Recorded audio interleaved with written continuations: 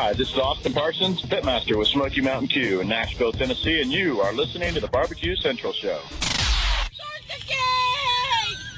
Let's go! We'll do it live. Okay. Well, do it live! I'll write it and we'll do it live! So to get that perfect barbecue, you use wood. Are you sure it's safe? Whatever. We put the lighter fluid on, strike the match, and... Oh! Should we call the fire department? That might be a good idea.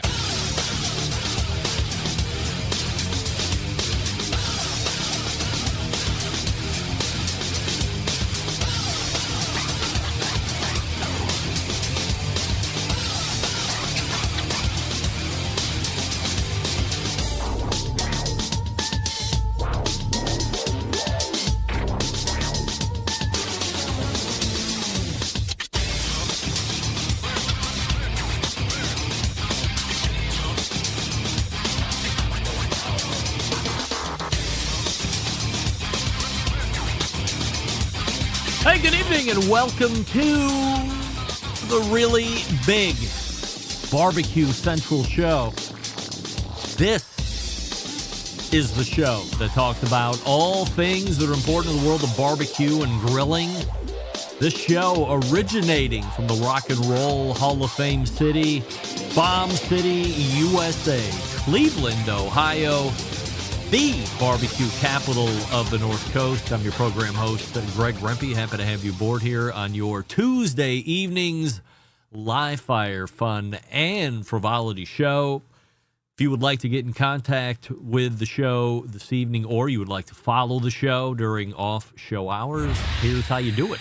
You can get in touch with the show by sending an email to Greg at bbqcentralshow.com. Follow us on all the social media channels at BBQ Central Show. And be sure to subscribe to the show podcast feed on your favorite podcast platform. Anything else you want to find out about the show can be found at the main website, thebbqcentralshow.com. And here's what's happening in case you get the newsletter, which, by the way, you can subscribe to if you visit the aforementioned main website, the bbqcentralshow.com. Just scroll all the way down to the bottom of the homepage, and you can subscribe to the show newsletter, which comes out every Tuesday around 5 p.m. Eastern to give you a heads up on what's coming up during the show later that evening. First out of the gate, 9:14. His first quarterly visit of 2025, a new quarterly guest, the creator of the Barbecue Lab, and now second-time guest, David Gafford.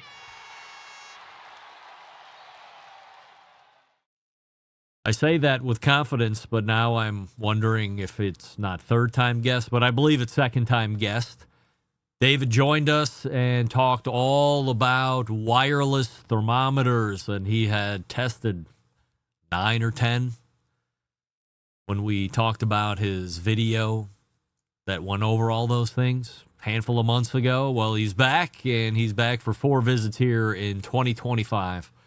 And tonight we're going to be talking about a product that I think is crucial if you're just getting in to the low and slow, and you're going to be doing pork butts, and you're going to be doing whole briskets. And if you don't have a huge family around you all the time, there's going to be leftovers. And you want to look at some type of vacuum packer. For me, it's always been Food Saver. That is the Kleenex, I guess you would say, of the food sucker business. But there's plenty of other ones. Lots of other ones, shapes, sizes, price points. And David is going to be talking about all of that. Really an important item to get accessory-wise. It's smoker first, and then vacuum sealer of some sort second, 1A, 1B, actually. So looking forward to catching up with David here for the first time in 2025, and then we'll move to the 9:35 segment in the first hour, where we will find our first visit from monthly guest, Robert Moss, robertfmoss.com, and the guy whom many consider to be the most important guest of 2024, doing the series of barbecue topics that we did last year. If you missed them, if this is your first time in the show, go back to the first Tuesday of every month, 35 past the first hour, and then take in those first 11 episodes you will just be a smarter human from listening to Robert talk and dive deep into the topics that we were going over. So looking forward to starting off 2025 with a bang, and Robert is here ready to go. And we're going to be talking about an interesting topic of restaurant reviewing. And if you're seeing it going away where you are, he's certainly seeing that, and we'll bridge that into some other conversation as well. And that'll close out the first hour. We'll move to the second hour, where you would normally find a visit from what was a monthly guest, second Tuesday of the month in that first interview segment, who is now bridged to a quarterly. But this is not a quarterly visit. This is special. This is Meathead from AmazingRibs.com, where you would see him first in 2025 in March. You will see him in January because he is participating in some type of food exclusivity event that is being put on by Weber.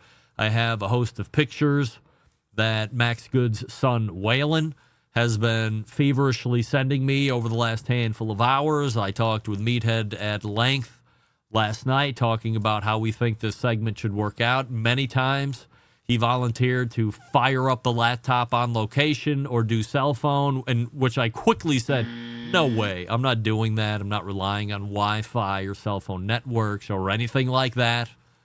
You're going to either get home or I'll just figure out the second hour on my own. And we'll see what happens here. Could be right on time, 10:14. Could be a little late, 10:20, 10:30.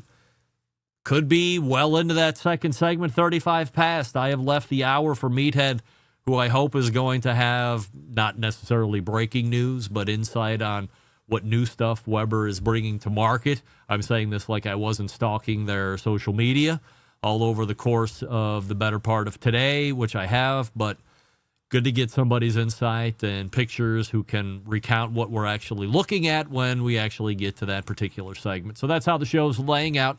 A David Gafford, a Robert Moss first hour, a Meathead at some point in the second hour. Don't forget you can follow me socially, Instagram, Twitter, TikTok, Snapchat, and LinkedIn at the handle at BBQ Central Show. And, of course, we're saying good evening to those of you watching tonight through one of our video streaming platforms. You can go to Facebook.com/BBQ Central Show or Twitter.com/BBQ Central Show. Alternatively, you can watch the show on YouTube, which is YouTube.com/@BBQ Central Show. And we have a new YouTube poll question of the week, and we're asking everybody this.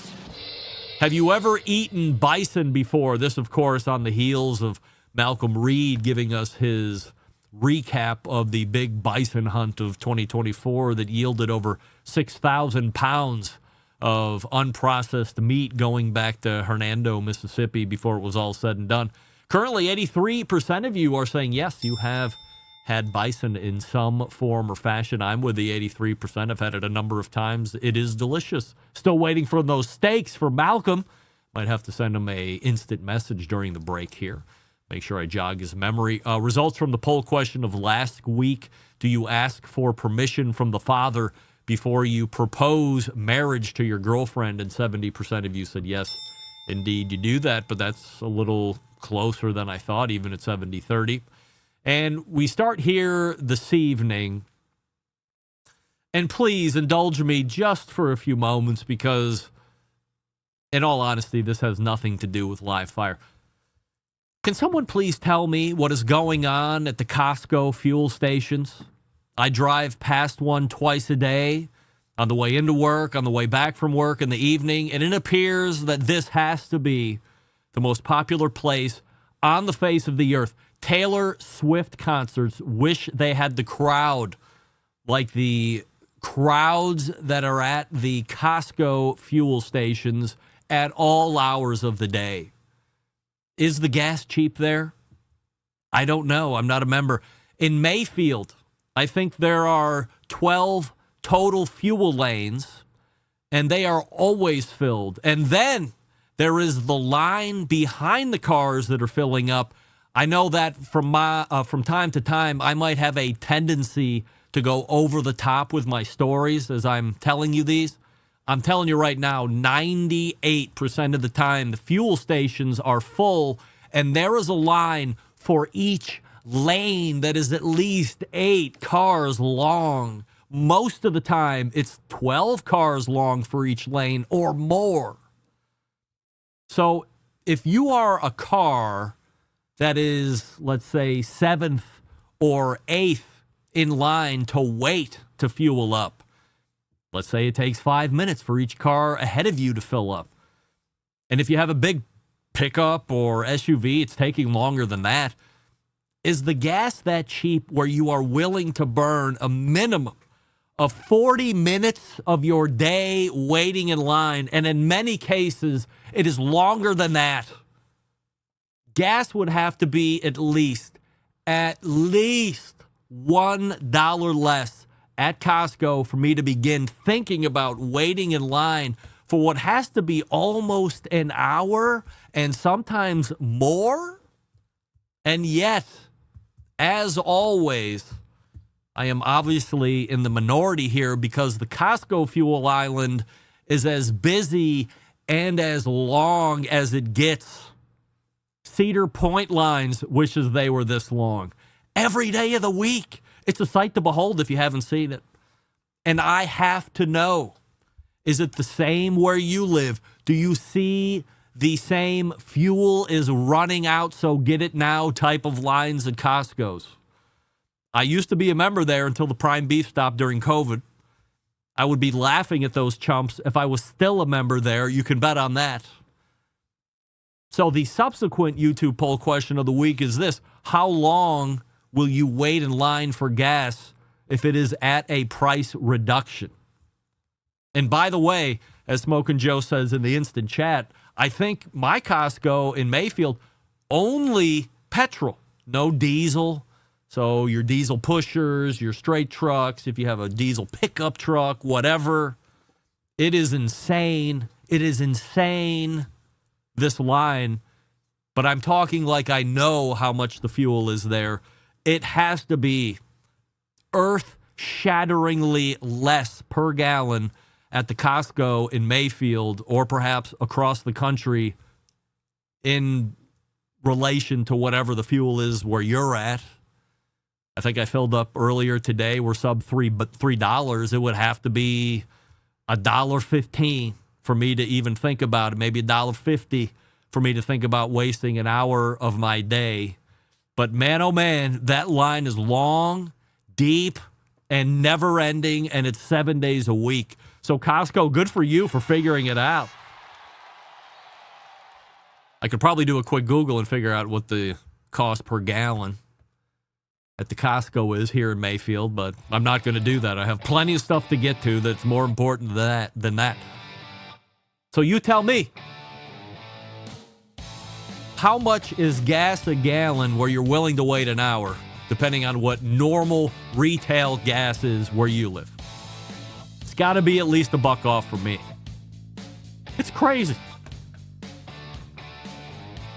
If you have a Costco near you that also has a fuel island, because that fuel island didn't always used to be there, check it out. See if it's bigger than a Taylor Swift concert. All right.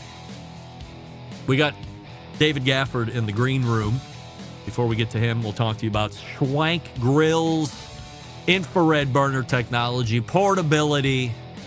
The grill's got it all. It's one of the most popular grills of this past year, that being 2024. And it is right out of the gate popular in 2025. All the famous steakhouses across the country use Schwank Grill burner technology. Not like Schwank Grill burner technology, but Schwank Grill burner technology. Is it only for steaks? No, of course not. It can cook the most robust meats, of course, but it will actually do very well with delicate fish fillets like salmon. Those cook in 3 minutes. How about lobster tails? Those cook in 5 minutes. How about chicken breasts? Depending on thickness, as little as 3 minutes. And then all the standby shrimps, burgers of all kinds, adjustable heights. So you're really able to manage the heat and how intense it hits the foods. It's got to be something you're looking to add to the backyard before the grilling season hits this year. Go to schwankgrills.com. That's SCHWANK,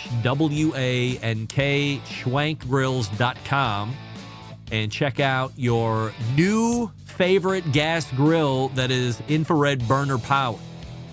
And as this video is showing you can even do creme brulee if you would like. Get that nice, crispy, sugary top that you could only get with a blowtorch before. Nobody wants to be messing around with a blowtorch or have to go buy a creme brulee torch specifically. You can just leave that grill running after you cook steaks, and then you can finish off some creme brulee. Why not? Schwankgrills.com. We're back with David Gafford right after this. Stick around. We'll be right back. You're listening to the Barbecue Central Show.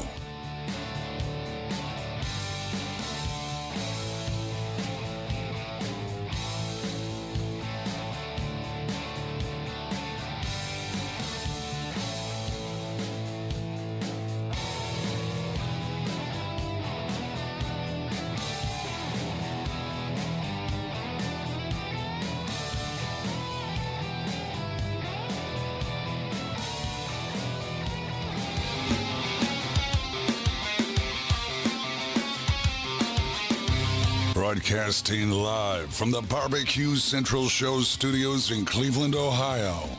You're listening to the Barbecue Central Show. Once again, here's your host, Greg Rempe. All right, welcome back. This portion of the show being brought to you by the good folks over at Fireboard. Making all the products that you need, creating a ecosystem of things that just work together because that's the right thing to do. Fireboard.com is the place to go to get all your questions answered or to start purchasing like a madman or woman. My next guest tonight creates some of the most comprehensive barbecue and grilling reviews that can be found across the worldwide internet. Tonight making his first of what will be 4 appearances in 2025, or as we would say, quarterly appearance. Range of topics we are going into tonight. We welcome back the creator of the Barbecue Lab, David Gafford. David, appreciate you joining me for these what will be quarterly segments here in 2025. I think you're doing a great job over there on the YouTube channel, the website, and really, as you had said the last time, being the consumer reports for all the folks there that are looking to spend money if they have the discretionary funds on stuff that they think is cool. But is it really? Are we going to waste our money? And we can race over to barbecuelab.com and make sure that our funds are being used in a very discerning way. Before we get into that, YouTube poll question of the week, and we're asking everybody, including all guests, have you ever eaten bison? Yes or no? The answer to that for me is yes. I believe it was at Wall Drug out west. That was the first time I ever got to have bison. Wall Drug, is that a store or a restaurant? Yeah, Wall Drug is a store that when you actually get out west, you start seeing all these bumper stickers and all these billboards that it says Wall Drug. And it's like within 200 miles of the place, you got to go there and see it. But when I got there, I remember I had bison for the first time as a kid. Do you happen to remember how much you liked it or didn't like it? I remember it being very close to hamburger. So I did like it. It wasn't too gamey for me, but I remember it being leaner. That's about all I remember. But it was a few decades ago. If I'm honest. I'm a big fan, and I've had it a number of times over the last decade or so. I'd say a little richer, definitely lean, good flavor. I'm nothing offensive, and I'm not a adventurous eater by any stretch of the imagination. So, first time, if it doesn't agree, I'm not really anxious to try again to make sure I wasn't wrong. It would have always been the proteins issue. A couple of different things I wanted to hit on, maybe 3 things as we work through the segment here tonight, David. And the first thing is vacuum sealers or food savers or whatever you want to call it. As we were getting ready for this segment, I said, to me, for anybody that asks me, hey, I'm getting into barbecue, what cooker should I get? Well, the next set of questions should always be, what are the other accessories that I should be getting along with the cooker? And to me, one far and away is some type of a vacuum sealer. As I got into it, it was Food Saver being the Kleenex brand, but there's a number of other different name brands and a number of other different types that have really come into prominence here over the last handful of years. You had done a video about a month ago on the best chamber vacuum sealers. So let's not really talk about like which were the best ones that you did, but let's talk about it from a high level, I guess. First, your opinion, is a Food Saver or a vacuum sealer in any shape or size as important as I think it is to the world of backyard barbecue? I think there's three things that everybody should have when it comes to barbecue. The first thing is a good cooker. Doesn't matter what kind of cooker, as long as you know how to use it. The second thing is you've got to have some kind of a thermometer to tell where your meat is. It's either going to be an instant read or a leave-in probe, because I don't even want to save the stuff if it's going to be garbage. If I'm not cooking it to the right temperature and it's not going to be worth keeping, vacuum sealer doesn't matter. So cooker, then it's a thermometer. Then for me, it's a vacuum sealer. And I started out like what you're saying, started out with a food saver, and that food saver lasted probably about 2 or 3 years, and then it pooped out. And that's when I learned about the chamber vacuum sealers. And ever since then, we use it just an incredible amount of time. What are the biggest advantages or selling points to go from something that I still have in my closet versus these chamber sealers? The first problem I ran into was that I was sealing juicy barbecue, and the juices and the liquids would always pull towards the seal. And every time I tried to get a seal, I would never get a good seal because those juices would be in there and it wouldn't heat, or it wouldn't melt the plastic, or it would suck those juices through and it would ruin the seal. And that was incredibly frustrating. Is that why sometimes my barbecue that I'm reheating ends up outside of the bag and into the water? Yeah. Well, there's a couple of different things that happen when you're trying to seal with an external sealer. Like, a food saver is an external sealer, and it's trying to pull all of the air out using suction. Well, a chamber sealer is a little bit on the same lines, except it's trying to pull all of the air out of the entire chamber, and it's not putting the suction right where the seal is. It's pulling it out of the chamber and leaving everything in the bag. So you can seal a bag full of water just as well as you can seal a steak in there, and you're not going to have any issues with liquid escaping. That's what caused me to fall in love with chamber sealers. I would assume from a cost perspective, there are varying levels, perhaps due to quality, but then also size. How do you go about navigating which size sealer is the best? Well, the first thing I wanted to know was, would it seal a whole brisket? And I've learned that that probably wasn't the question I should ask, because if you get into a chamber sealer that can seal a whole brisket, you're talking about something that can seal maybe 16 inches long by, 10 or 12 inches wide. Those are not cheap. So that was my first question is, can I do a rack of ribs? Can I do a whole brisket? But what I learned is that that is less than 5% of what I'd ever be sealing. I'm sealing leftovers. It's pulled pork. It's pulled beef. It's steaks. It's dogs. It's chicken. It's all the things that I'm cooking throughout the week that I want to store and be able to reheat in a sous vide environment potentially. That has been the game changer for us, because I'm taking all of those barbecue meats that I have way too much to eat the first time around, putting it in some kind of a vacuum sealer bag, and I've got dinner down the road when I need it. It's super, super easy.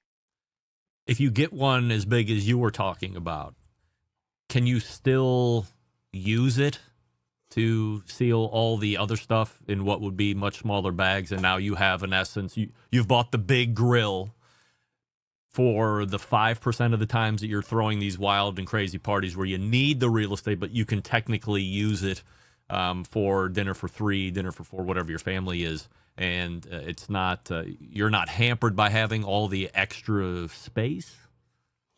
Yeah, the same principle applies. It's just that as you get into larger units, oftentimes, at least the good ones, will have multiple bag clips around the top of the unit where you can clip in more than one small bag. So you're not using this giant unit to seal one 4x6 bag.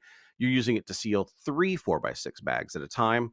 It's a massive time savings if you have the budget for it, but you're talking usually four digits and above for that kind of a sealer.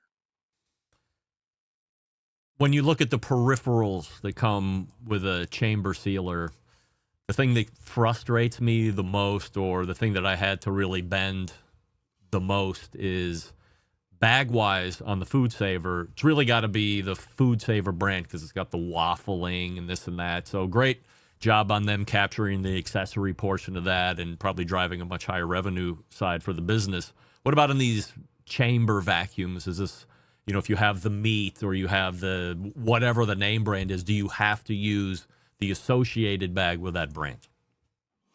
No, that's one of the things that's so nice about a chamber sealer is that you can use generic run of the mill, say 3 mil bags even, and those bags are it's like 1/10 of the cost of a food saver bag. It is so much cheaper to be able to get those bags. And then when you talk about those accessories, those side accessories, like the things that are pulled on that accessory hose, in some of the brands like the JVR and a few others, you can use food saver accessories with those chamber vacuums. So when you upgrade, you can bring a lot of your old accessories with you, a huge benefit to someone who wants to keep all the things they bought and still use them. When you look through the video that you did, which one was the best QPR or quality price ratio, as I like to say? There are options for chamber sealers in the $300 or $400 range. There are options in the $700-800 range, and there are options way above that. My current favorite is right in that like $700 range, and I love that price point. I looked at how much I could save in bags per year, just in how many bags I use here at the barbecue lab. And I ran the math, and with a food saver, I was spending probably around $300 a year in just bags because they're looking at 40-50 cents a bag, and I'm sealing probably 500-600 things a year. Mm. So if I looked at that cost in just 3 years, I've more than paid for that chamber vacuum sealer. But I understand I'm a heavy use client. I mean, we're cooking a lot of barbecue, doing a lot of grilling around here. But for me, it makes all the sense in the world to save the money in the bags and put the money into the unit itself. So the unit at 3 to 4, or that unit at 7 to 8, that unit $1,000 or more, still the same size or same capacity, or as you are bumping up in price, you're also bumping up in size? Yeah, when you bump up in price, you're bumping up in size. Yeah. I find the ones that are on the smaller side, you can find them from some of the, let's say, imported websites that you might be able to find on the web.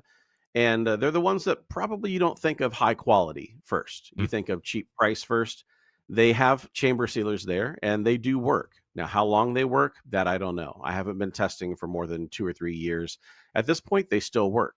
But the ones that I find that I enjoy the most have either a lifetime warranty or customer service where I can get someone on the horn and say, hey, this is what happened. Can I get a new pump? And they say, sure, I'm going to ship one out today. Make sure you go over to the Barbecue Labs YouTube page and check out that video, The Best Chamber Vacuum Sealer Revealed. Again, released about a month ago, and it's currently number 4 on the most current videos released list. The one just before that, or the one just after that, I guess I should say, is one that's talking about a 2-horsepower meat grinder. I've often toyed with getting a meat grinder. I have never gotten a meat grinder. The only one I ever even remember seeing in use was a hand grinder that my mom used to use at my grandma's house in Hornell, New York, when they made an abomination of a sandwich that I would never try because it was A, gross looking, and B, consisted of Miracle Whip, 2 things that I don't like. But I see a lot of dudes like you saying the cooking guy is using a meat grinder all the time. A lot of people in our environment have meat grinders. Do I want to get one? I'm going to say yes, primarily because I grind all kinds of stuff.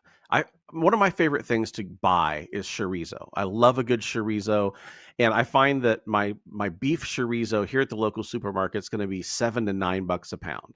Well, I can make it for $3 a pound, and I can make 5 pounds, 10 pounds, 20 pounds at a time. And we even give away our chorizo mix recipe on the website. That's something you can find over there on that article.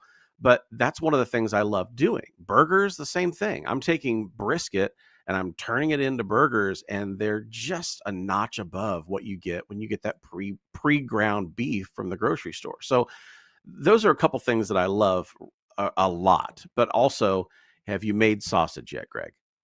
Of course not.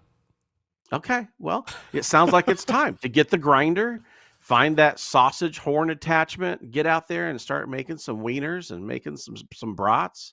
That's the way to go right there. Is the grinder much like a chamber vacuum? There's varying price levels the more you're paying. Maybe it's a capacity increase, but you're also paying, and maybe more in this instance, you're paying more for the quality aspect. Well, I think what you're really paying for is the horsepower, right? And that video was on a 2 horsepower model, which one of the things I say in that video is it's ridiculously powerful and ridiculously fast. I think I ground an entire brisket in 30 seconds. The same thing with a pork butt. I can throw a pork butt through in like 20 seconds. Wow. It's unbelievable how fast it is. So how big of one do you really need? I think you could go as small as a 0.5 horsepower and probably be fine. I also have a 1 horsepower grinder here that I run tests on. It's also incredibly fast. So does anybody need to grind a brisket in 30 seconds at home? I don't know that the answer is yes to that. But if you're, processing an entire elk or a moose or 5 deer at a time, I get where you might have use for this. But I think for most of us, a 0.5 horsepower or even a full 1 horsepower is going to be plenty under the engine. What's the sticker on the 2 horsepower that you had? I think it's right around 900 something. Yeah. I think the 1 horsepower is probably around 5 or 6. So I guess the biggest mental hangup as I'm trying to figure out while we're talking, why haven't I gotten one, is, I don't think about it that often until I see a video to respark the internal discussion. And then I always end up with, how the hell can I clean it and know that I'm not going to die the next time? So am I way overthinking that? And what is the procedure to make sure that it is just fine for the next grind? Well, just fine for the next grind is something that I put a lot of stock into because I want my grinder to be dishwasher safe, where I'm just chucking it in there, running a special cycle for all of the components that are in use, and I don't have to worry about it. So that's exactly what I do with those grinders that I ran those videos on. Really easy to take everything, chuck it in the dishwasher, and let heat and a 2-hour cycle, solve it for me. I didn't know that was possible. I thought it was all kind of put together, or you couldn't break it down. No, you can pull out the auger. You can pull out the die at the end. You can pull out the little meat holder at the top. Everything comes off in parts. Chuck it in the dishwasher, and it's so much easier to clean. All right, well, that's on the Christmas list for 2025, 2 horsepower meat grinder. If I'm going to buy one, I want to be able to potentially do a whole brisket in 30 seconds. My time is way too valuable. The most recent video that you did was the truth about cooking, sear first or reverse sear. So we got about 3 minutes left. I had Chris Young on the show a month and a half ago. He did a whole searing thing that really caused a lot of people to have a rethink on what they were doing. What was your particular method and what were your results? So that video just published a little while ago, but the idea behind it was I wanted to do a test to say, is the reverse sear method that I've been using for years actually superior to that sear first method that you see in a lot of steakhouses? A lot of steakhouses will sear both sides. They'll put it under the salamander to bring it up to temperature, and that's how you get your steak. Well, reverse sear, I'm going to go ahead and use probably a charcoal grill or an offset or some kind of a smoker, bring it up really low and slow, get that flavor from the charcoal or the wood, and then at the end, go ahead and sear it off. Well, one of the challenges I wanted to give myself is if I only had a gas grill, if that's all I had was just a searing gas grill, does that method matter? You're not imparting flavor from bringing it up low and slow. You're just really searing it to see which way you can get a better steak. So we just used a gas grill to see, does it matter on a gas grill which method you use? And we did a blind taste test to reveal the answer.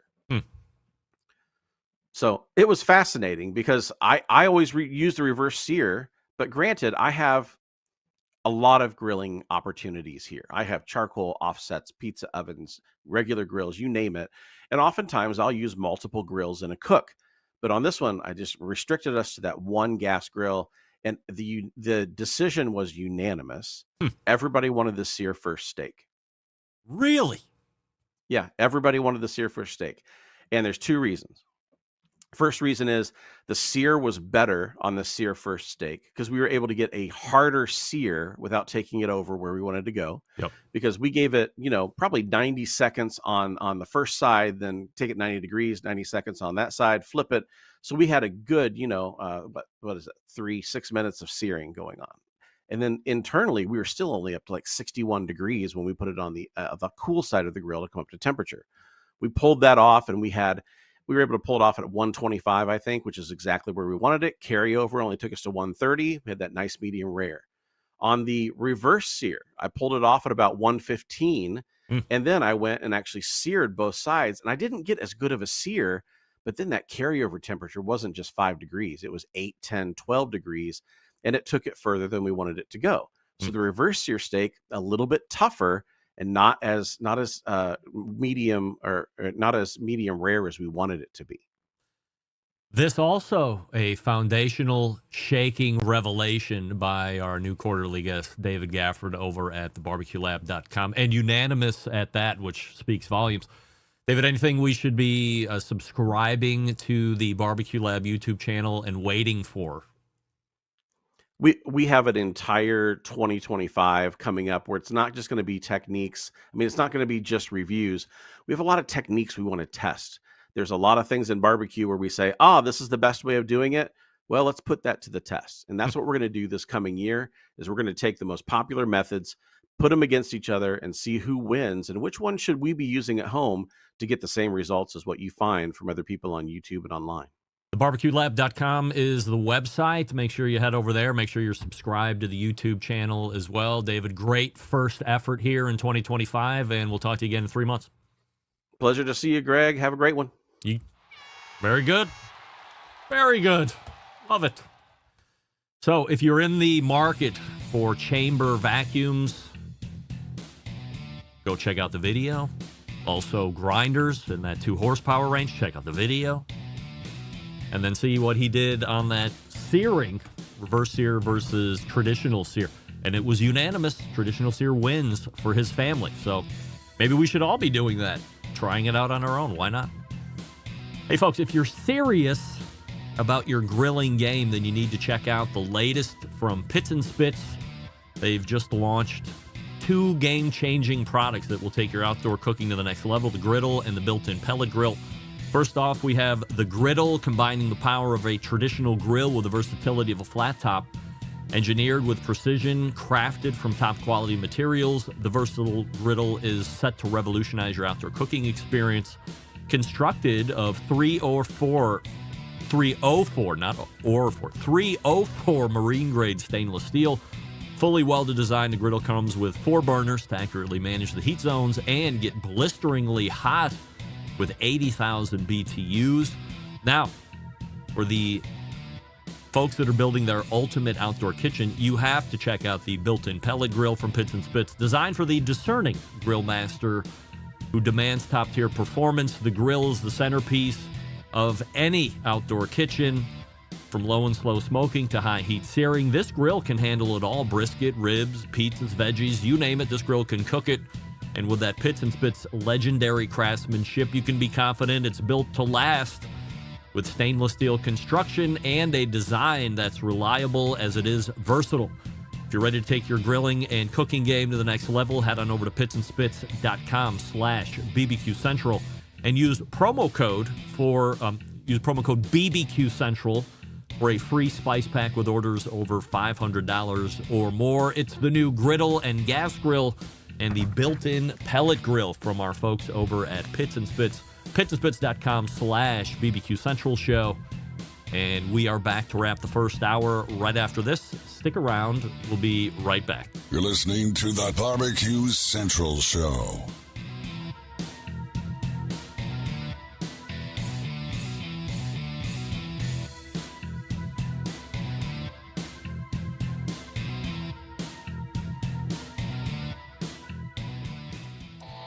Howard Stern, Jim Rome, Dan Patrick, and Greg Rempe.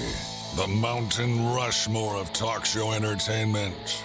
Now, let's get back to the Barbecue Central Show.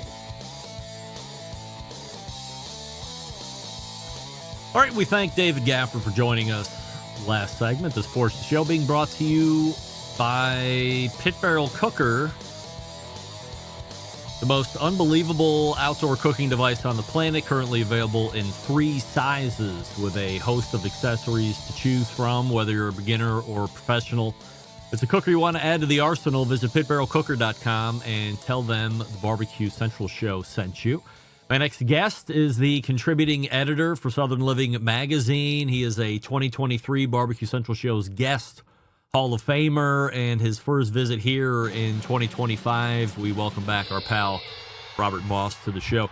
Robert, we have a YouTube poll question of the week that we're asking everybody, including all guests. Alrighty. And it is simply this: have you ever eaten bison before? Yes, I sure have. Right. Big fan? Yeah, I recall liking it. I think it was a while back, like probably 10 years ago, bison burgers were a big deal. And so I definitely had a few bison burgers. And I think I had a bison steak or so out west in some of those places at Feature Game. I don't really remember those that much, but so it wasn't world shaking, but I remember liking it pretty well. Last segment, I was talking with David Gafford about a bunch of barbecue ancillary equipment. Before we dive into the topic here tonight, for anybody that's new getting into it, maybe they got a smoker for Christmas or the holiday season, whatever, I always say the next thing that you need to buy, it's not rubs, it's not sauce, it's not tongs, it's some type of a vacuum packer. Are you a subscriber to that advice? Absolutely. I would actually agree with you guys. Probably instant read thermometer and the vacuum sealer.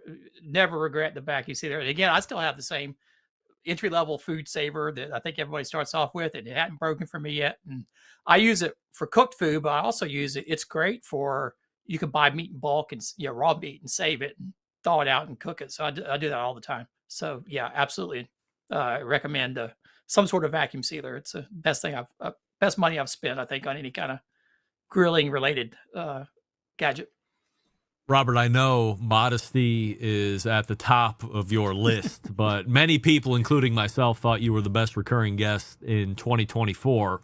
So as a host who appreciates good content, I wanted to not let it go unrecognized that your contribution last year was probably at least head and shoulders above what everybody else was bringing to the table. And I think it just shows your level of professionalism and that you are not just talking the talk when it comes to barbecue and the history and the knowledge, you're walking it. Well, I appreciate it. I did listen to the embedded correspondence segment, so that was pleasantly surprised by all that. And then I got a little bit nervous because now I feel like the bar has been raised for 2025. So, I can't screw up now. So. You set the standard, and this is the standard that we have to shoot for every time. So we'll kick off 2025 here. And as we were corresponding, there's a number of things that people are going to be looking forward to this year. They don't know about it yet, but it's going to be another great year of topics, information, and so on. But you had mentioned to me that you're no longer doing restaurant reviews for your local paper there, Post and Courier in Charleston. So I guess why not? And is this a bigger symptom of what might be happening across the country?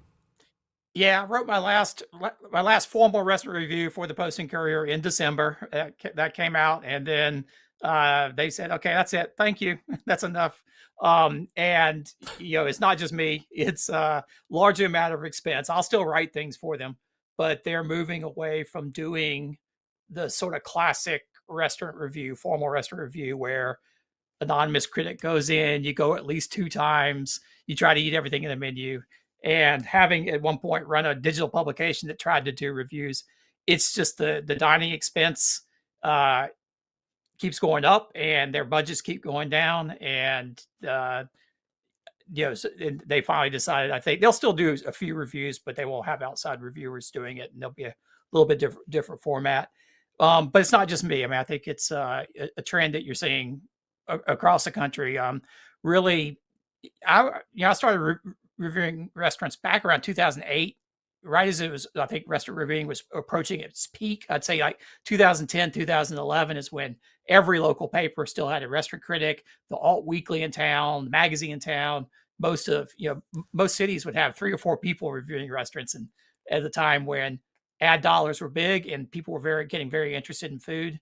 And it's been a slow, steady decline ever since. I think, as local papers hit hard times, basically the internet killed their revenue, killed the advertising revenue, and they've been cutting budgets, and the restaurant reviewers end up leaving at some point. I think COVID was when restaurants shut down during COVID. A lot of newspapers suspended restaurant reviewing and then never brought them back. Post and Courier did bring them back. I was glad to do it for 2 years, but they're one of the last.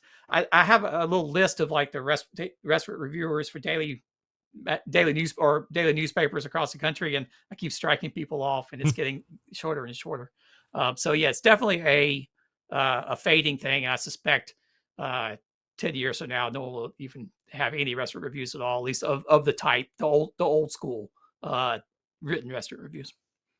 From 30 years ago till today, certainly one of the things that maybe we're not talking about here, can we blame a lot of this on the internet? Killing off traditional subscription was a revenue driver. I know a lot of publications that have moved online still want to put stuff behind a paywall. As soon as I see a paywall, boom, I'm out of there. There's 50 other free options that I can get information from if I'm looking to do a restaurant review or do some research on a restaurant to look for a review. Is the internet a culprit here? The internet is the culprit. I mean, I think the internet in a couple different ways. One of them I don't think most people see unless you're into the business, which is the internet broke the newspaper and magazine business model. So much of a daily newspaper's revenue in, let's just say, even when the internet was around, but even, let's say 2000, when the internet was just sort of really getting started, classified ads, all the advertisements, you think of the Sunday paper and all the grocery ads and everything else that came in, the coupons and everything, one by one, Craigslist just ate the revenue for classifieds. Facebook and Google ate a lot of the advertisers' revenue. Rather than sending it to the local paper, they're going to do programmatic advertising. Monster for one ads and things like that. Yeah, I mean, one ads used to be just a cash cow. Huge. Yeah, you'd have 2 or 3. If you wanted a job, you would sit down. If you wanted an apartment, you'd sit down. You go through the Sunday paper and flip through it. And now you go online to monster.com or whatever the current version of that is. Took the help wanted ads.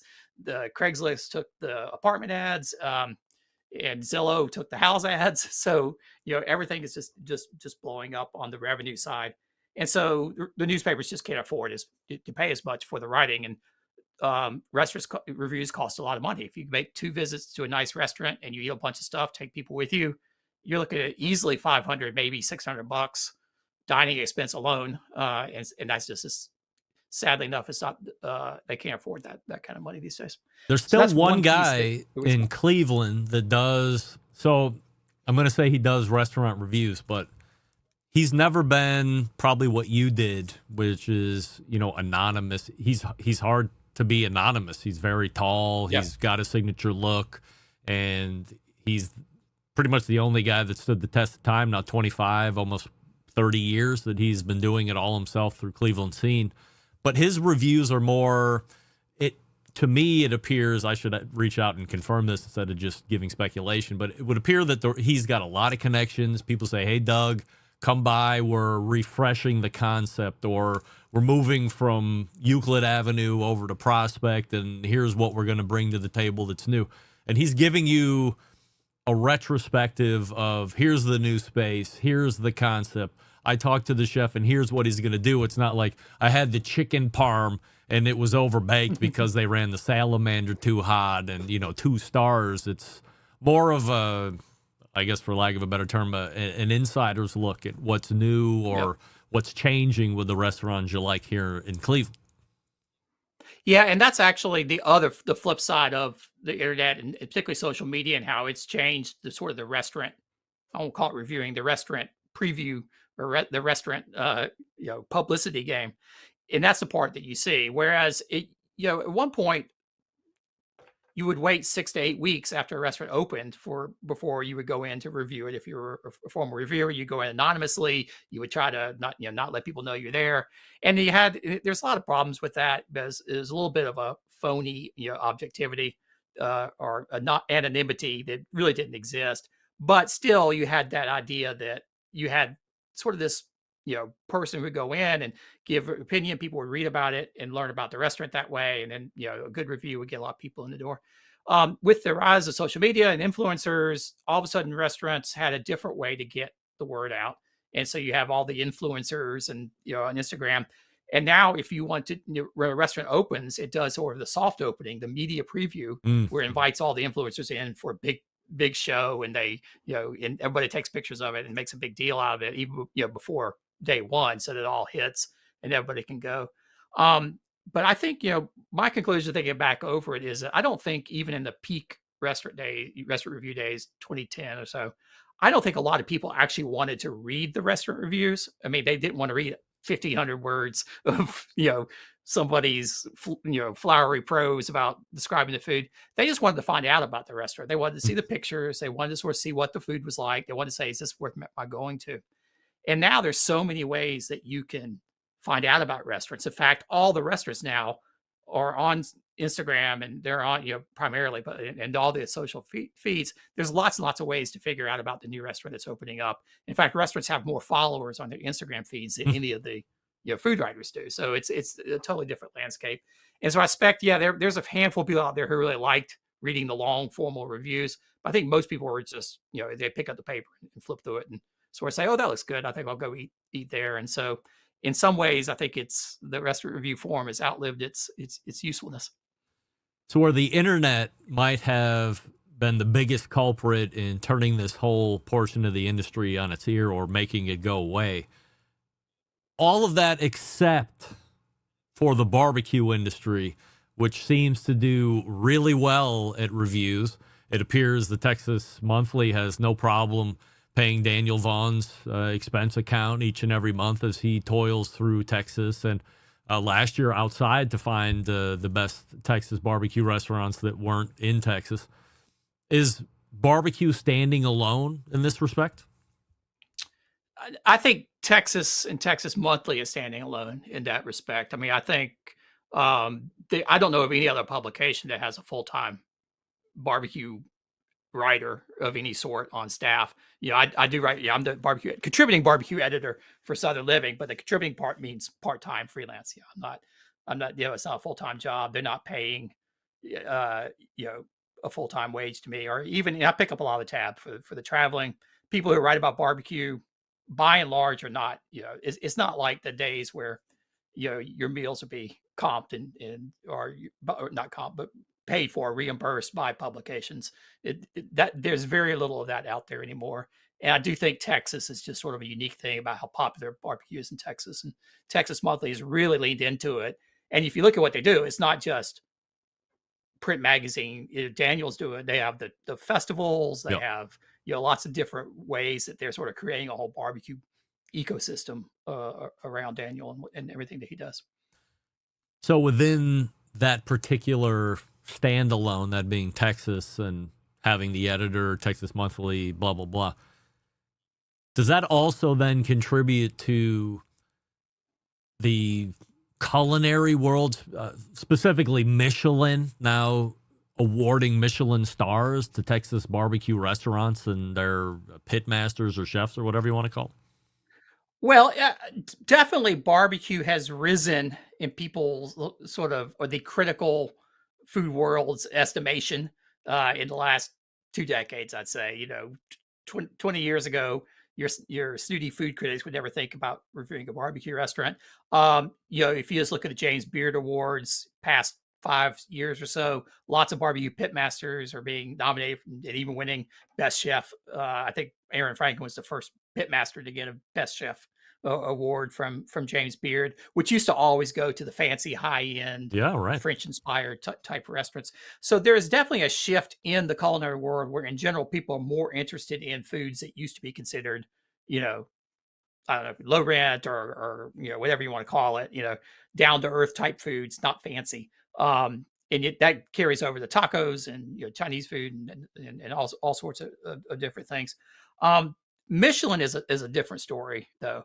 And I think Michelin, the story of the Michelin guides is very much related to the cost side of the equation and how, if you know much about the Michelin guides, they have this army of inspectors who go out to whichever city or region they're doing the guide for, and they dine anonymously and pay for their own check. So it's very much like the old school ethos of restaurants, but that's very expensive. What's interesting about that is that, Michelin used to not even be in the United States. I think 2005 was when they published their first U.S. Michelin guide, and that was for New York City alone, and then added Chicago and L.A. and some others. Around 2011, there was a big Financial Times article saying that basically they were losing like $25 million a year on the Michelin guides. They were bleeding money, and they decided that they were going to re-engineer them. So one of the things they did was say, we want to be more global. We want to be less European in focus. And so over the next several years, they brought out a bunch of Michelin guides in Europe, in Asian countries like Seoul, South Korea, Bangkok, Hong Kong, Singapore. So they suddenly got their Michelin guides. And in 2016, when the South Korean guide came out, or the Seoul guide came out, it was a big controversy because it turned out that the South Korean tourism board had actually paid Michelin $1.8 million to have them come to Seoul and do the guide. And Michelin said, well, yes, they paid us, but we still did the whole anonymous thing. It didn't influence the decisions. Our standards were still just as high. 2022, Florida got a Michelin guide. 2023, Atlanta got a Michelin guide. And a lot of people here in Charleston, when Atlanta got the Michelin guide, were like, we're a great food city in Charleston. When's Michelin going to come pick us to come to? Well, it turns out Michelin doesn't pick the city. The city picks Michelin. And Florida paid Michelin. Atlanta paid Michelin. 2024, guess who paid Michelin? To the tune of $2.7 million over 3 years is what Texas ended up paying. The Travel Texas, which is sort of the statewide tourism board, is paying $450,000 a year. And then 5 cities, Austin, Houston, Dallas, Fort Worth, and San Antonio, are paying $90,000 a year. So for that privilege, they're paying $2.7 You're buying million the star, basically. And literally the star. Because if I was Texas, I might want a refund for that $2.7 million. Because if you look at the Michelin levels, there's 1 star, 2 star, and 3 star. And 1 star, doesn't mean it's bad. It's not a low review. 1 star means you're sort of the entry level. You made the guide 1 star. But if you look at the definition, their definition of a 1-star restaurant is a very good restaurant in its category. So if you're a barbecue restaurant, you're very good in the barbecue restaurant category. 2 is excellent cuisine and worth a detour. And 3 is exceptional cuisine and worth a special journey. And so Michelin apparently doesn't think any of the Texas places are worth a detour or a special trip. Wow. I would disagree with that, but I think it does sort of color my view of Michelin. And if you're getting multiple $1 million to come review an area, I think they're picking the restaurants, but they're going to write about barbecue because Texas is known about barbecue. So even as a barbecue aficionado, I don't feel particularly great about that. I'd rather read Daniel's top 50 list and use that to guide me, especially since you only want to get restaurants in 5 cities. You won't see Snow's in Lexington making the Michelin guide for Texas because Lexington, Texas didn't pay $90,000 a year to have their city in the guides. It's only the 5 cities that ponied up that would be in the guide. All right. Well, that's a whole different perspective that nobody has told us about yet. So we're a little smarter for tuning in tonight or as you get it here in podcast. And that's why we have Robert Moss on the show, bringing the heat as he always does.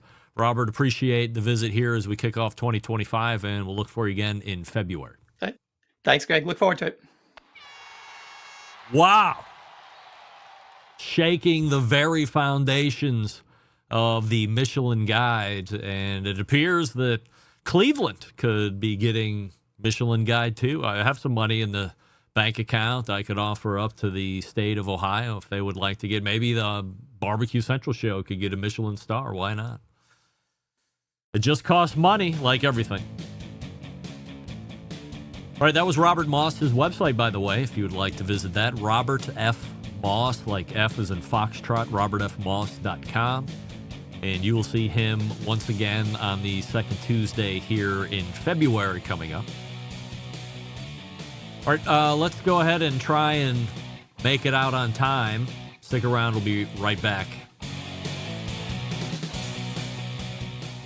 continuing to produce incredibly mediocre content in an exceptionally professional way. You're listening and watching the Barbecue Central Show. Once again, here's your host, Greg Rempe. All right, well, I'm not going to be able to do it on time, but maybe I can. All right, so we thank everybody. I'll tighten it up and recap here in a few moments. You're listening and watching the Barbecue Central Show right here on the Barbecue Central Network. Stick around. We'll be right back. You're listening to the Barbecue Central Show.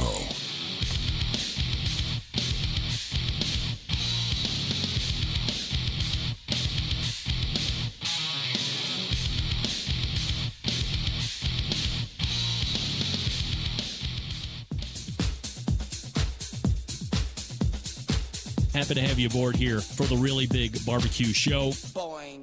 We cook because we have to, and we grill because we want to. Hit me. Fine, how's it going? You have a great show. I'm a big fan. Boing. So what seems to be the problem here? This man looks like he's dead, and he's in the crackle. Charbono! It's all about the charbono, dude. Succulent fish. What? He ate sushi for wieners. But listen, Lavernius, shut your face.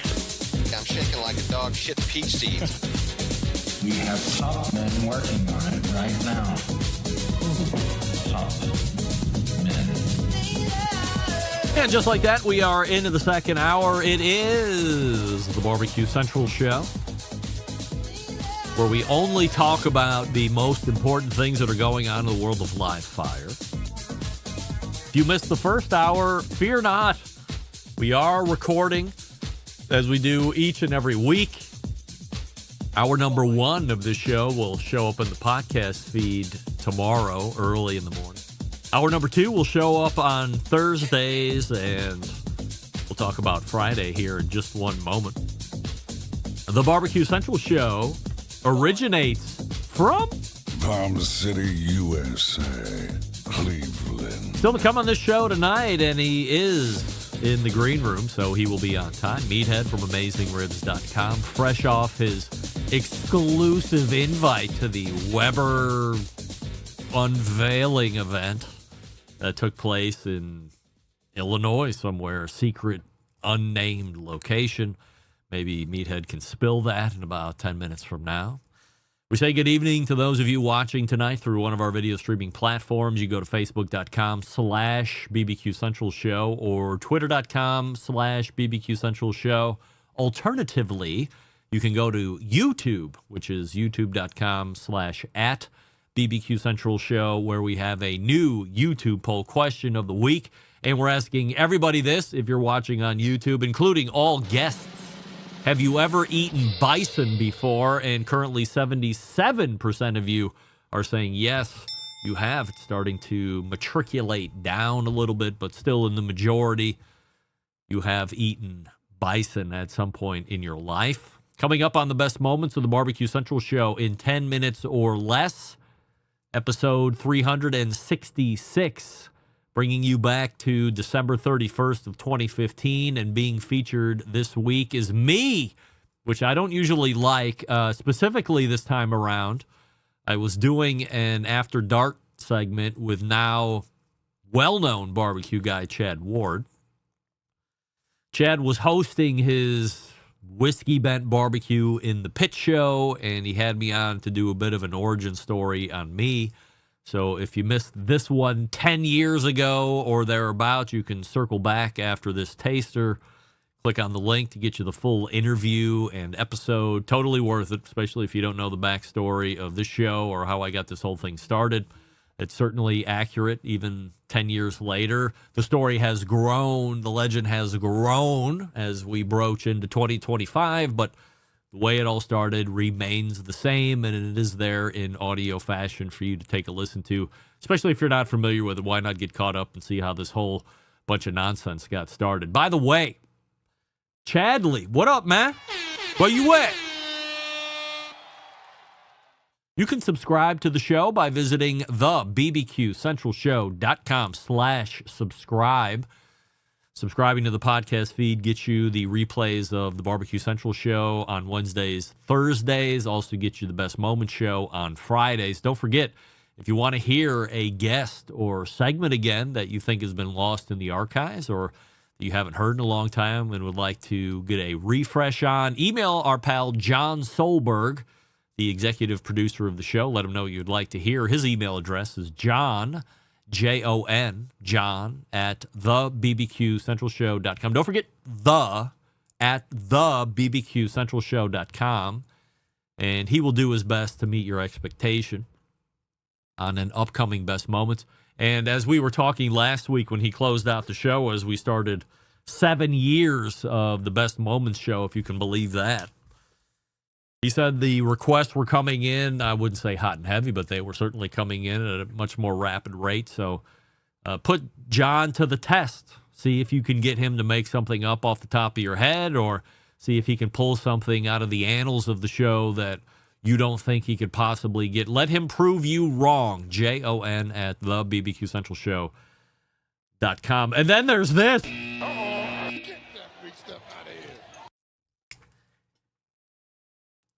Gang, it is with the most heaviest of hearts.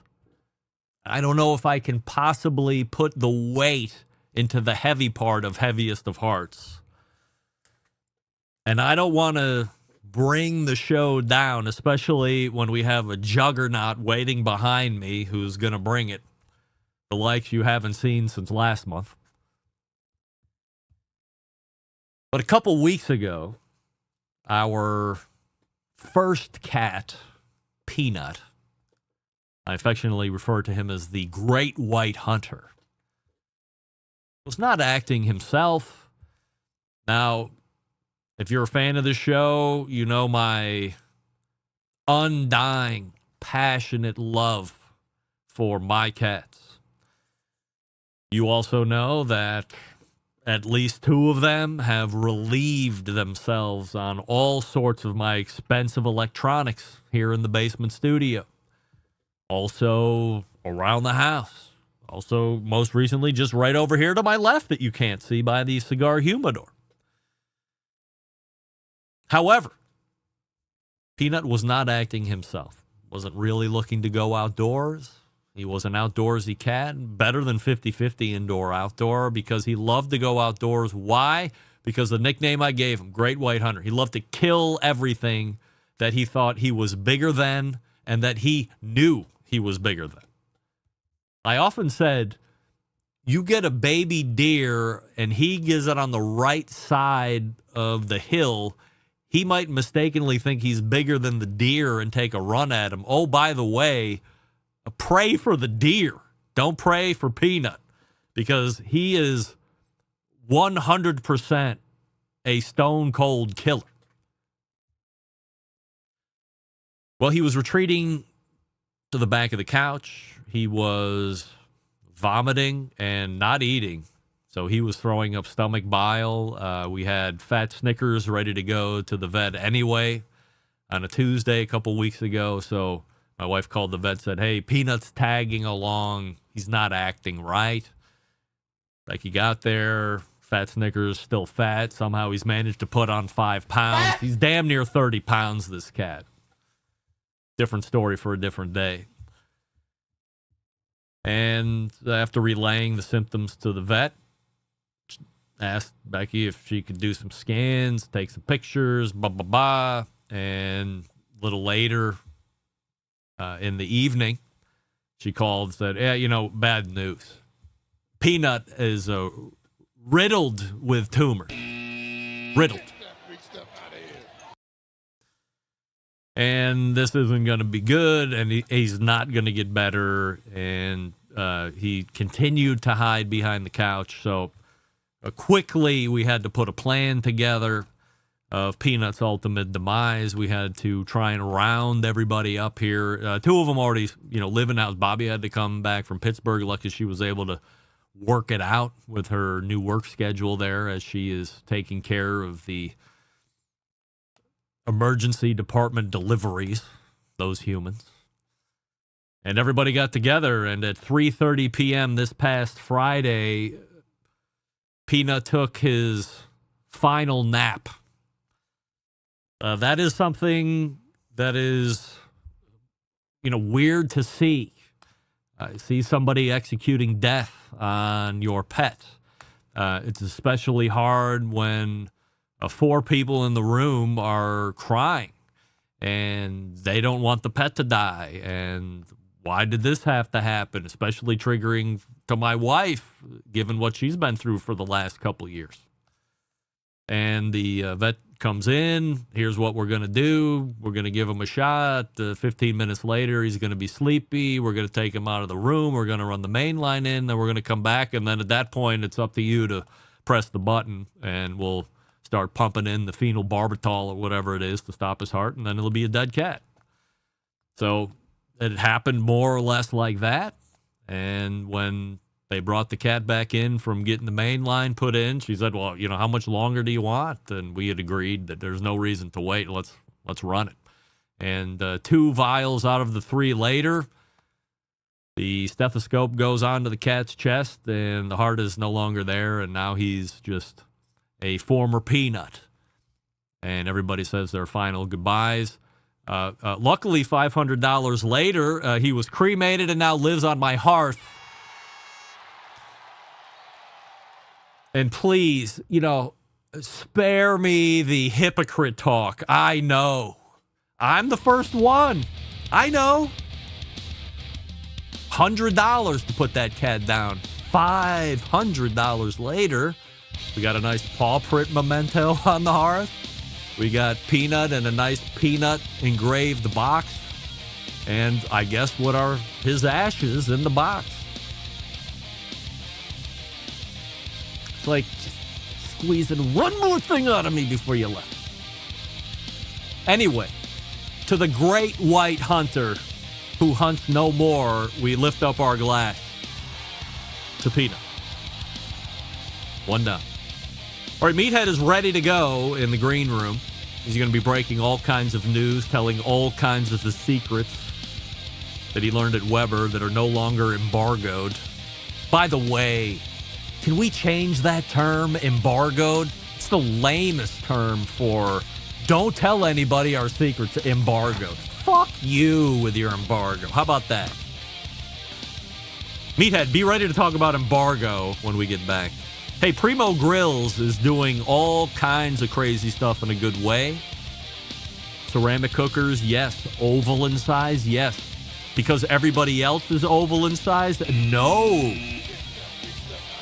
The ovality of this cooking vessel, not a word, really allows you to do the 2-zone cooking that not only is held in high esteem by the experts over at AmazingRibs.com, but for a lot of live fire cookers. They want to be able to move the coals over to one side. They want to be able to put the protein on the opposite side for no heat. Cook it indirect. Got a little wood chunk for smoke if you would like. I recommend using lump charcoal in these styles of cookers, but whatever you think is appropriate. I'm not going to tell you what to do. It's just what I find works best for me. Now, the Primo Grill is only sold through dealers. So you're going to have to go to primogrill.com. You're going to have to go to the dealer locator, punch in your zip code, and then find the dealer nearest to you. Now, if you're in that southern Illinois area, you might want to... Illinois? Maybe. Oh, I forget. Maybe it's Missouri, where their factory is. If you live near the factory, go take a tour. Go see how they put all the other competitors in their kiln and then melt them. And the only one left standing is the Primo. It's a sight you won't soon forget. All the accessories that you want. I mean, if ceramics are in the budget for 2025 and you're not thinking of Primo, you're just thinking wrong. That's not just me saying this because they're a sponsor. I can talk paper all day, but I have real-life hands-on experience with this thing. The cooking chamber is humid. You don't need to spray anything anymore. No, just get the Primo and be happy already. Try to line Nick Bauer up here shortly. We're back with Meathead right after this. You're listening to the Barbecue Central Show.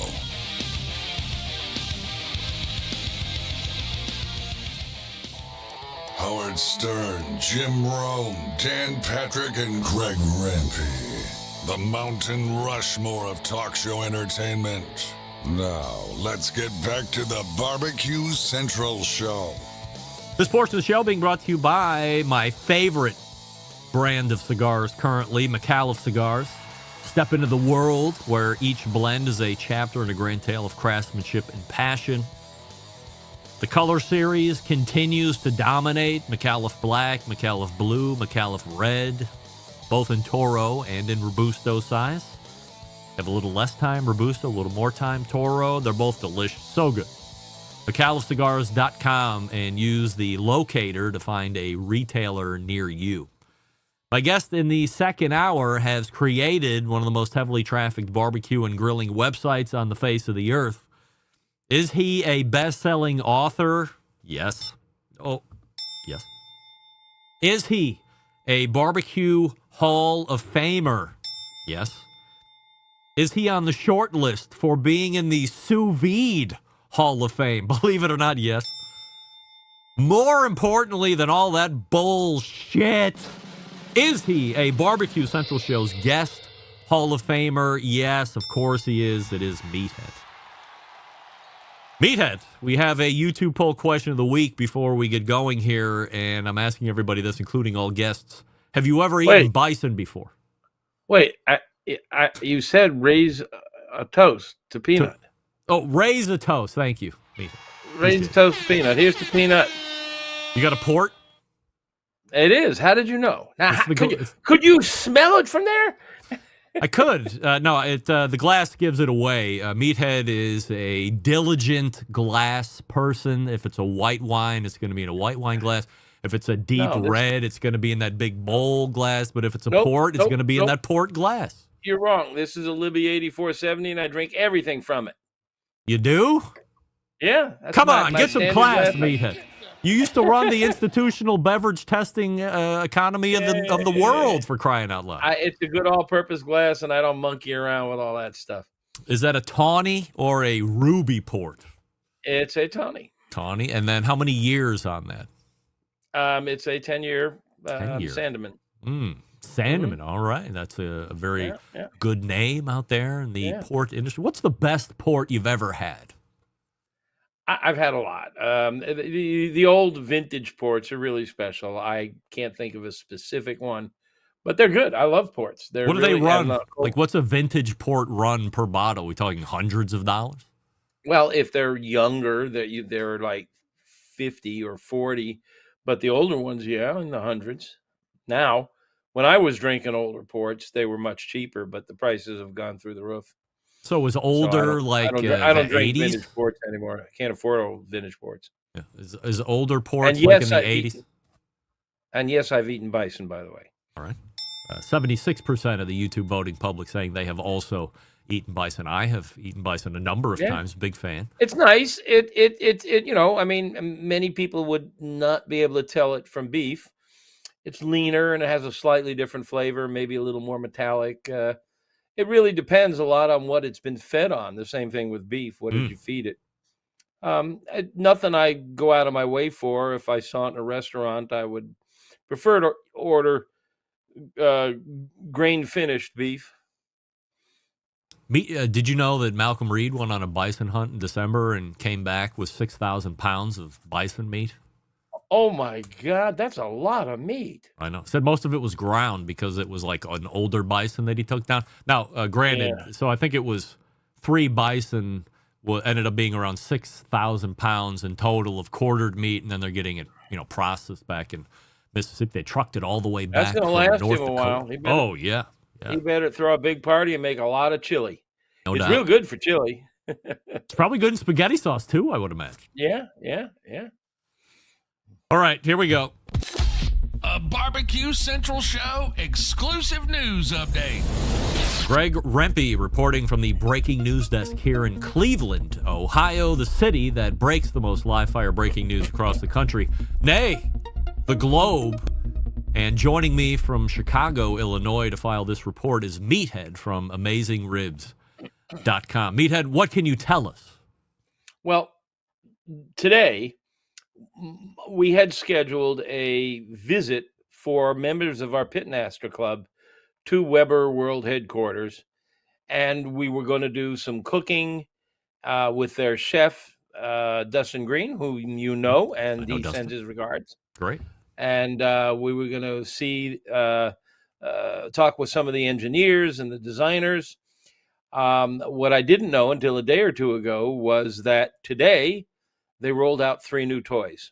Oh. 3 new grills are actually a gas grill, a pellet smoker, and a griddle. And we were the very first in the country to lay hands on them. They announced it this morning at 9 o'clock, and we were at their door just a few hours later, and they showed us all the ins and outs, and I took notes so I can share them with you and your listeners. There's good news, bad news. I was surprised. Usually when they have an event of this sort, they're rolling out something really cool, really special. You know, you and I remember when they first rolled out their first pellet pooper, and it didn't do all that well. It had some serious problems that you could work around. I mean, it wasn't as bad as the way a lot of people portrayed it. Let's not let's call a spade a spade. It was an unmitigated disaster. Came out of the box bad. It wasn't updated, didn't burn right, needed inserts into the pellet hopper right away. I mean, it was for as long as they had to enter into the pellet game, and they took forever. It almost appeared like they decided to rush all of a sudden to get it in, but this market now had been flush with other options, so take your time and do it right. It was not good. I would say it was below Weber standard.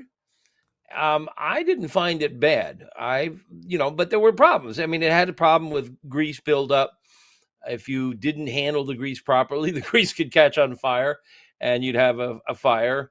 But in any case, within a couple of years, they brought out a replacement, the model, which was significant improvement. And the current model is pretty darn nice. One of the things about their pellet smokers or pellet grills, and it's one of the few pellet cookers that I think you can call a grill, because it is capable of, I mean, my measure of a good grill is, can you get a good sear on a steak? And 90% of your pellet smokers, pellet devices, they call them pellet grills, but they're not, because you can't get a good sear on a steak. Yeah, it gets up to 500 degrees. So does my oven. I'm not going to put a steak in my oven, turn it up to 500 degrees, and expect to get a restaurant quality sear.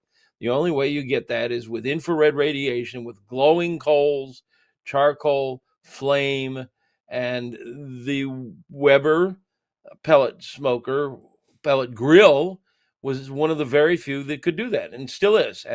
But what they rolled out today was very interesting. All 3 of these new devices are on the low end of the price scale. Yeah. Now, you know the market scene better than I do. I'm more of a cook than I am a analyst, and you can perhaps throw some light on this, depending on how the market is behaving out there. But the 3 units they introduced today was a upgrade. We got pictures. That's great. Max Good, our grill tester, was with us today.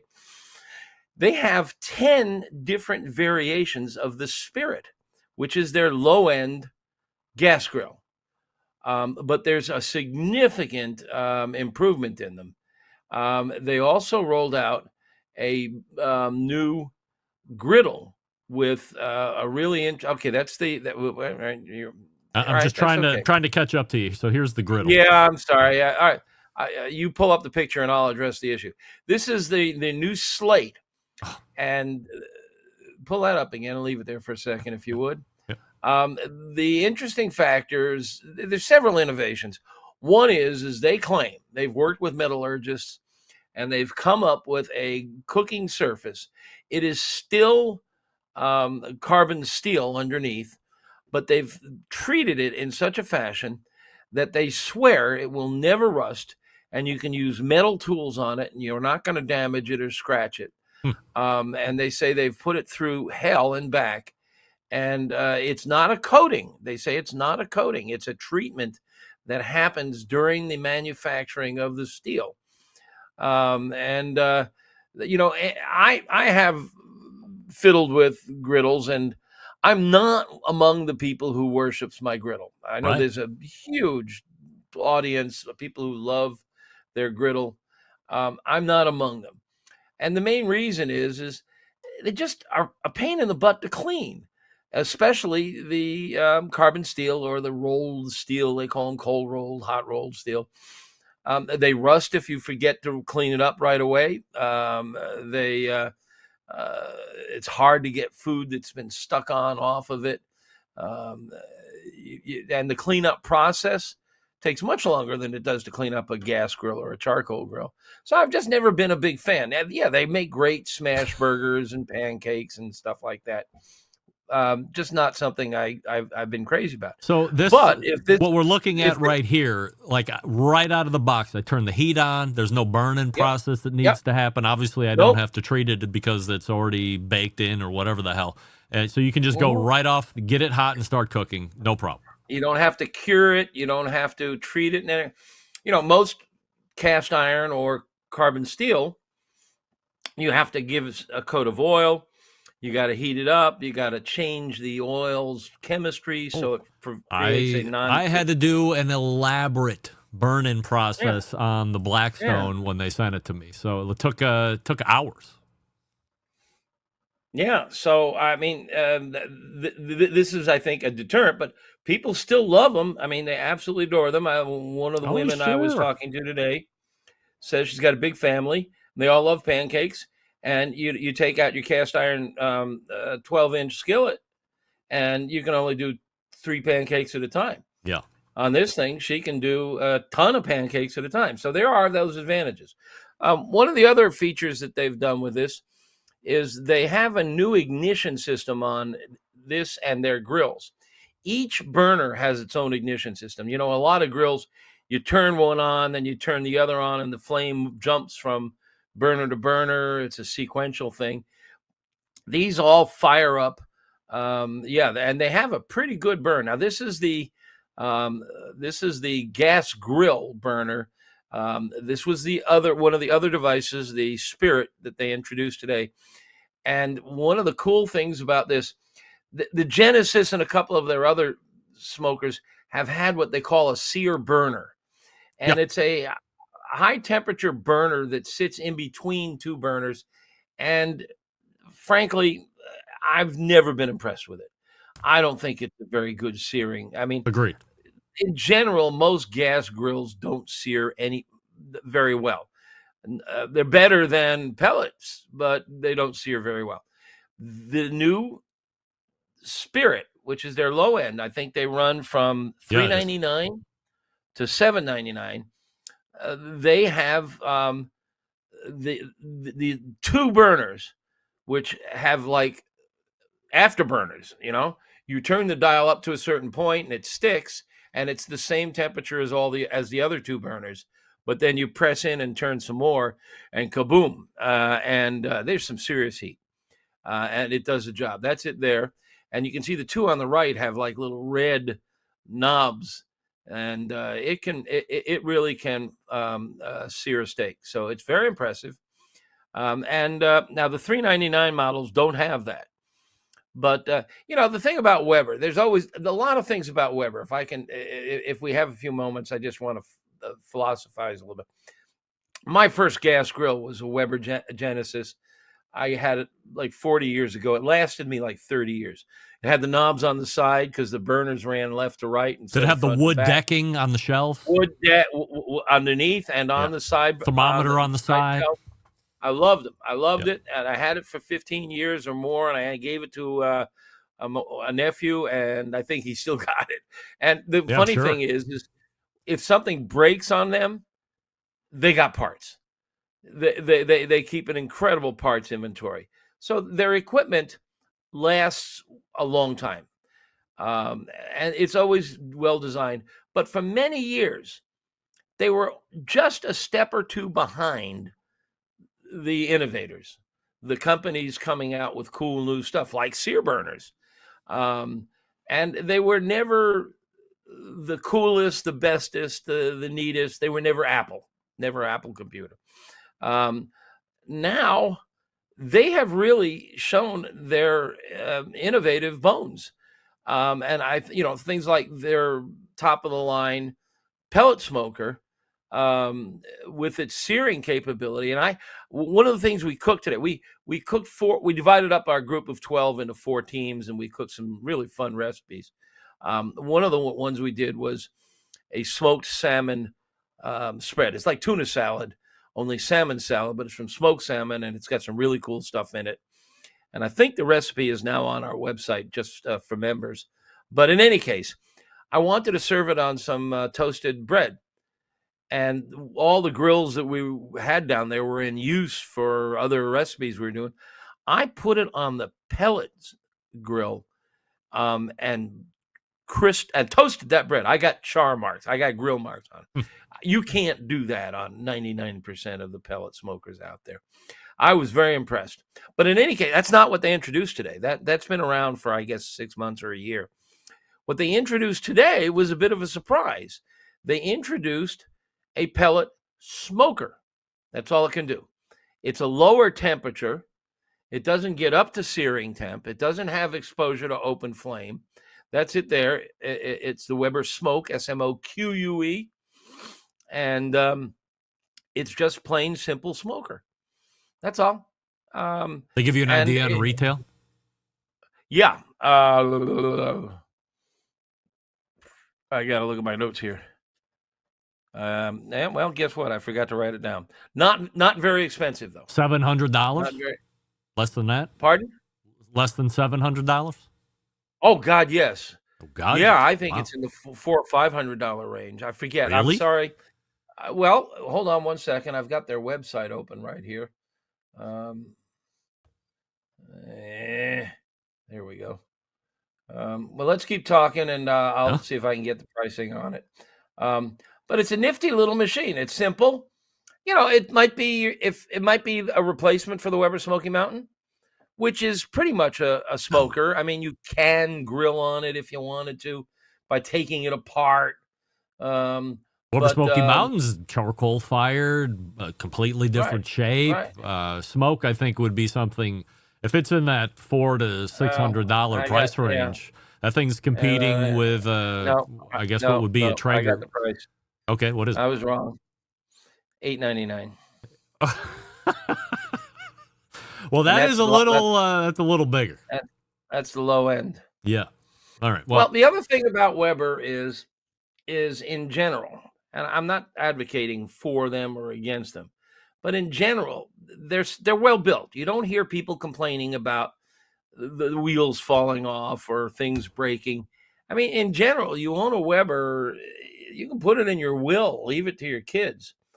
But they're not cheap. They're not cheap because they're high quality. I mean, they all have this enamel coating, which never chips, never rusts. Yeah, I had the lid of my Weber kettle fall off my deck 10 feet to a concrete surface, and it chipped a little bit along the edges. But, I mean, everything is built well. The body is the same heavy-duty cast aluminum, and it's the very similar controller to the high ends. So what they essentially did today is they introduced 3 modestly priced, or as they would probably call it, popular priced devices. A pellet smoker that can't grill or can't sear, a gas grill that the $799 model can sear the snot out of a steak, and that's pretty. My brother-in-law was with us today, and he was drooling over it. He wants one. And then they introduced this new griddle with this no rust nonstick surface. The one thing I was not crazy about on the griddle is I have a Pit Boss griddle. I can adjust the legs on it, and I can level it. Yeah. And you can't level theirs.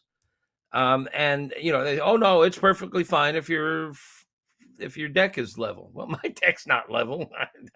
I don't know if anybody has a level deck.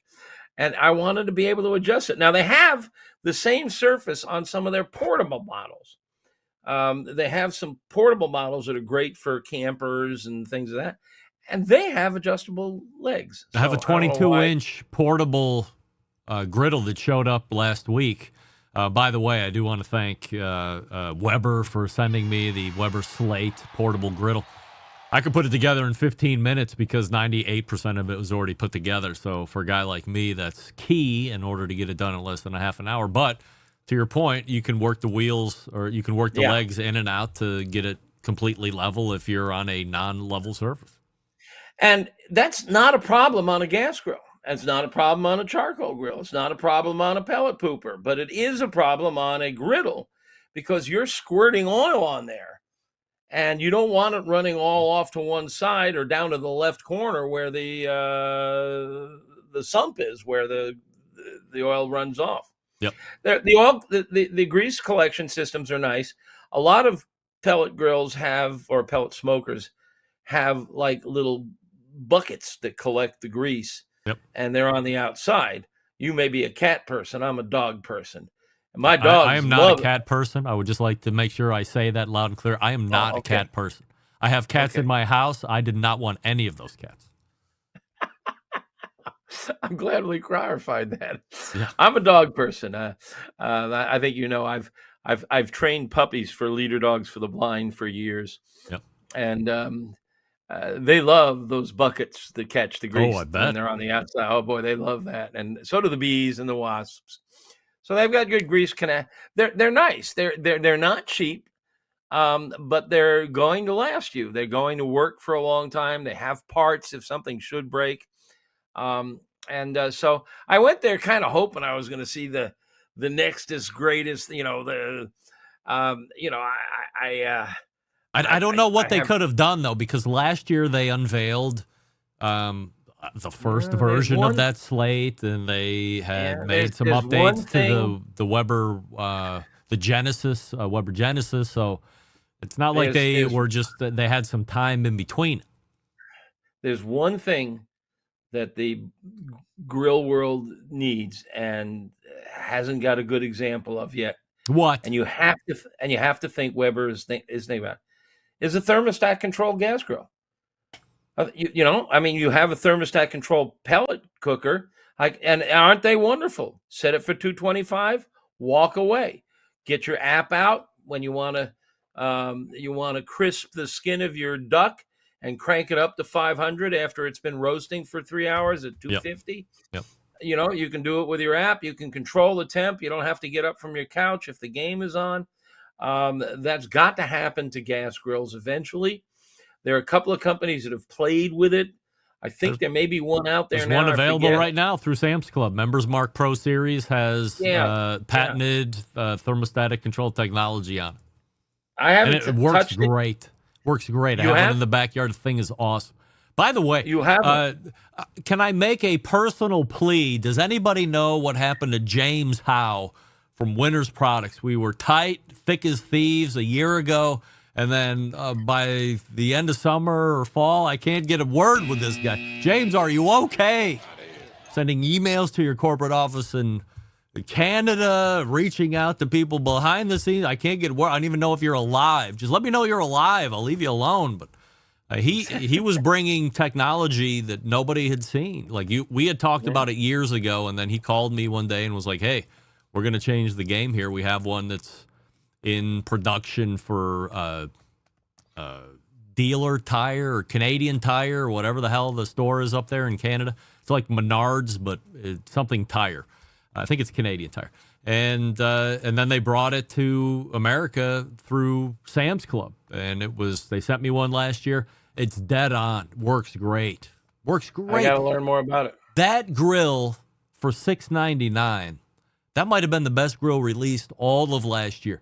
Totally stainless, great quality. The grill grates were heavy, like the bars, the stainless steel bars. It had a real What's the name infrared. of it again? It's the Members Mark Pro Series, 6-burner. It was great. Had all the burners like normal. Then there was this little one that you could dial in a set temperature. and it had it was real thermostatic control. Not like, Cool. you plug it in and you dial it in through electronics. This was real thermostatic control. Long overdue. I mean, we've always had that Totally. indoors. And, we talked briefly about this some time ago. It may be one of the reasons why we don't have more women grilling, because the grills don't behave like the indoor oven that they learned how to cook on. So maybe if thermostats come along, more of them, you would think that Weber is in that game or thinking about that game. They have not always been the leader of the pack. I mean, you talked about it with pellets. They were several years behind the pellet boom. What the hell is that? It's a water jug. That is a water jug. My God. Hydro it looks jug. Like it looks like a propane tank. Oh, 72 ounces of water at one time. I can go through about 1.5 to 2 a day. Oh, Jesus Christ. Got to drink your water. It's healthy. There's 4 ounces of Sandeman port. Yeah. You're having more fun than me, though. I can tell you that.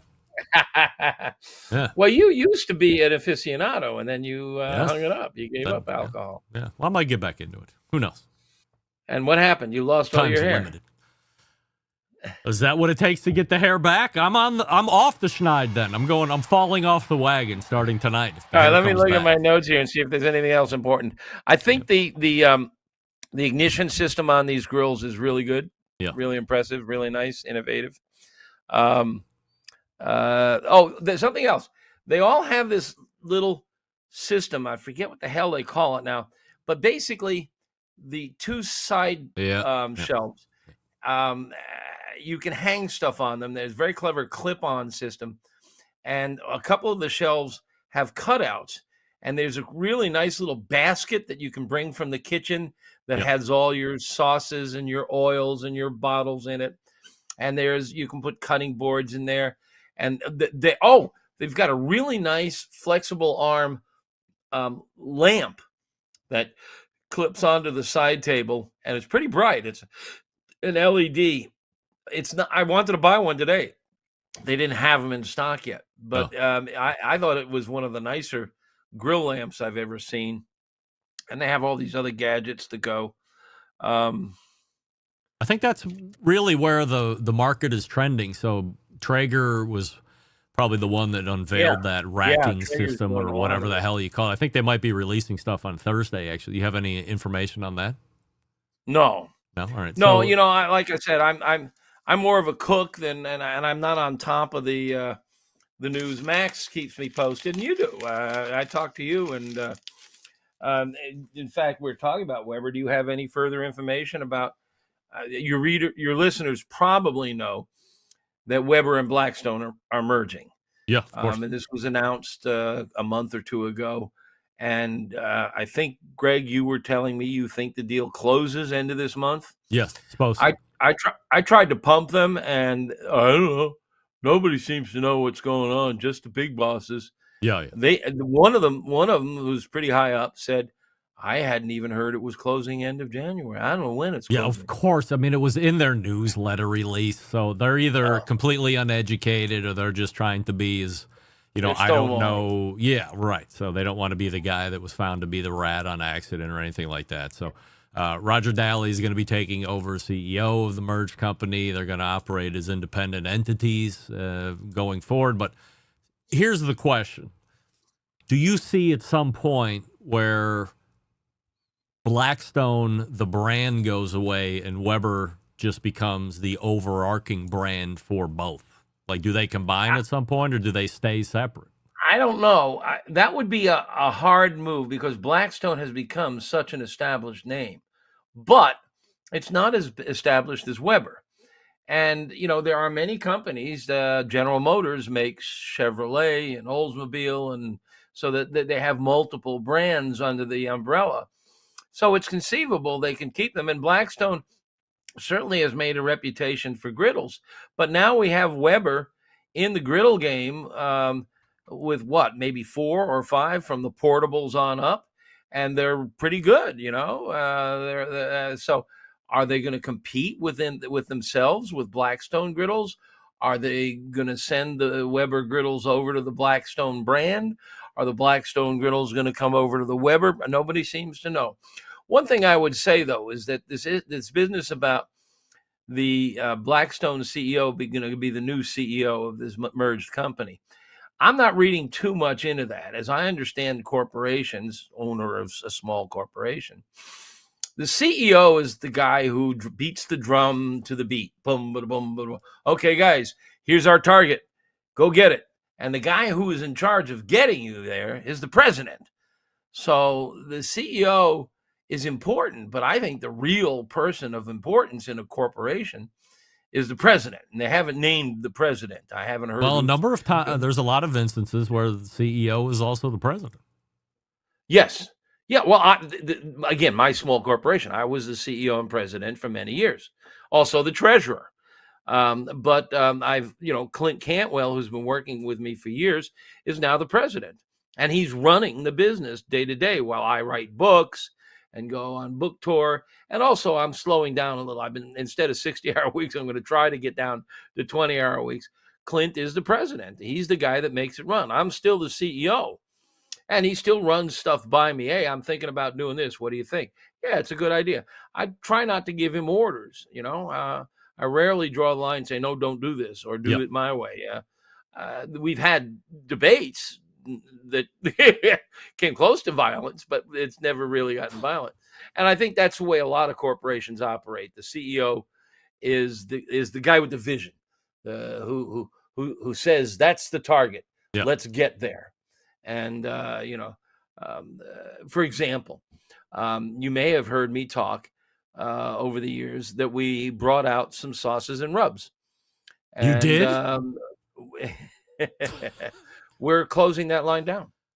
The CEO has decided that we just, it's just such a minor revenue stream and it takes too much work to pump it. The lady that got you into that, shame on her.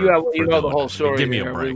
We were suckered into it by the manufacturer, and we made really good products. They're excellent products. I think they're top of the line in their industry, but they're just too much effort, too much energy, and they're not a big revenue. And that's what the CEO does.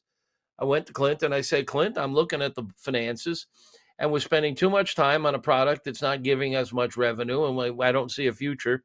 We don't have a sales manager, so I'm not going to put a salesman on it. And let's shut them down.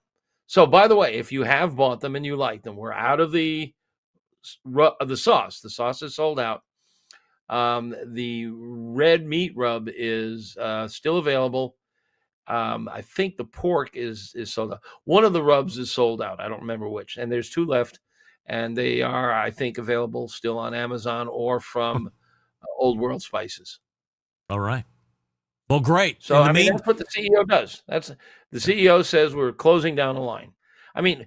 Weber has 11 models in the Spirit line. Yeah. I don't know. If I'm CEO over down there, I'm thinking, can we get by on 4, 5?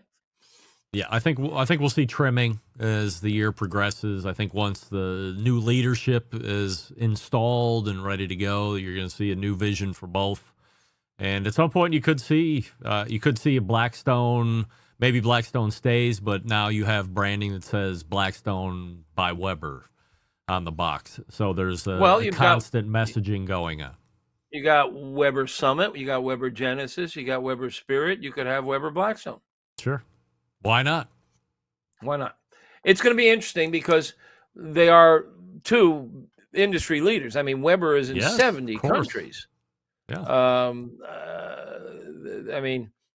And Blackstone really pioneered the griddle phase in this country, and people absolutely adore them. So this is a juggernaut. Meathead, we appreciate you getting us up to speed, and please thank Max and Waylon for forwarding me the pictures of the units as well, and I will get you your next date, which is going to be in March, where we're going to be talking about some fun things. So this is Meathead at AmazingRibs.com. Please join the Pitmasters Club. He doesn't ask you, but I will, and you can take advantage of a lot of cool stuff there. Meathead, appreciate the time here this evening. Go ahead, one last thing. The new book, The Meathead Method, comes out May 13. May 13. And, Pre-order now. You can pre-order on Amazon now. All right. We will do that if And we didn't the already. old I'm sure book, it was the original- pre-ordered. Yeah. The original, the New York Times bestseller, they've been discounting it. I've seen it down to $20. It's a $35 cover price. So if you haven't got that, it's really good. Have you made $1 million off that first book? Well, the company has made, well, between the two of them, maybe perhaps the company made. It's not me. It goes straight to the company. But Nice. we made a bunch of money off of it. All right. Well, hopefully that second book really gets the juggernaut rolling as well. Meathead, always appreciate the time, and we will talk to you soon. Greg, Rempolites.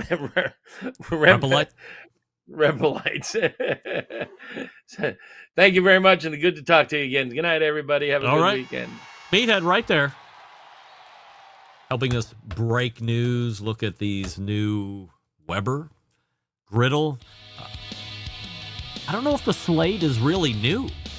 The slate was out last year. Maybe it was a revamp or different cart. Smoke, definitely new. Smoke, by the way, I don't know if you remember, that was predicted to be something that was released this year by our own Wes Wright from cookoutnews.com. So good for you, Wes. Prediction come true.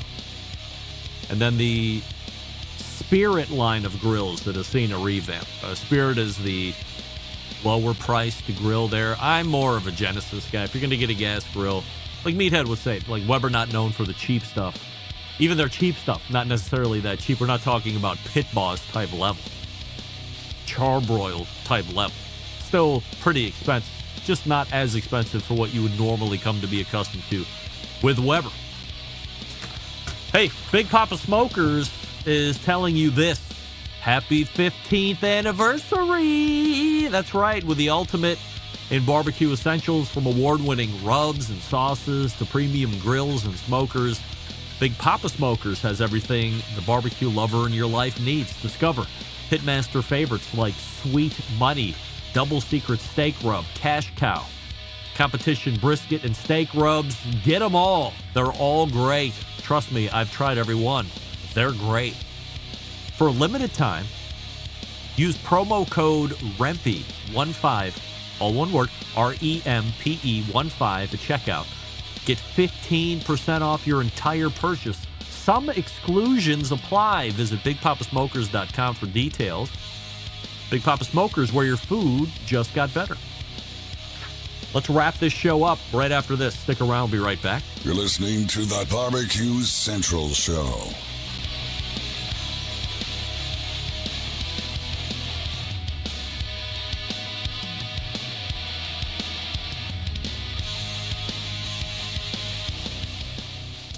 Let's get back to a guy who has more experience giving you his opinion than he actually has cooking.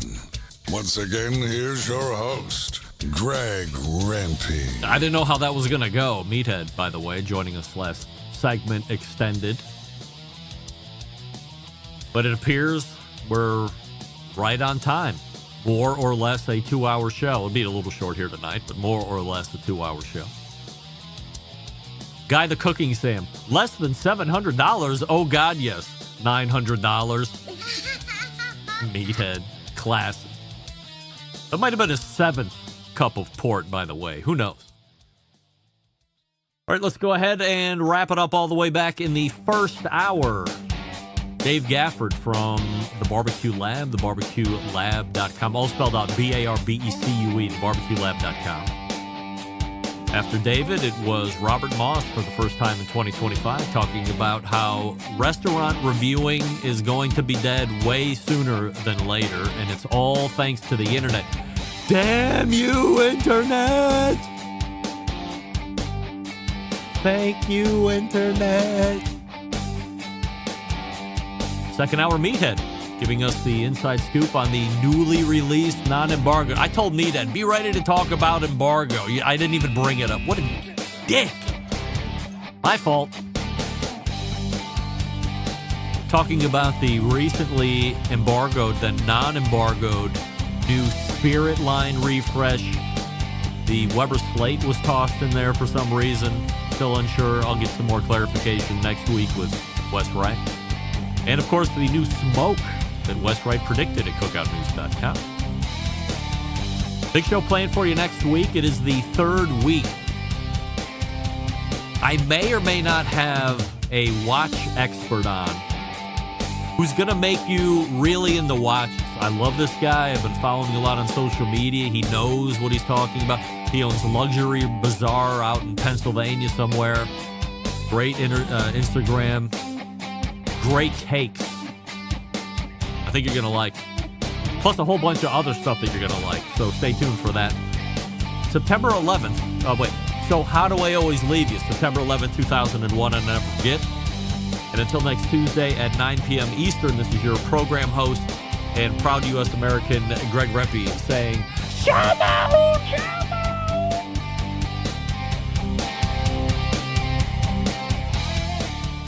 Hi, this is Gene Acasella from Port St. John, Florida, and you're listening to the Really Big Barbecue Central Show.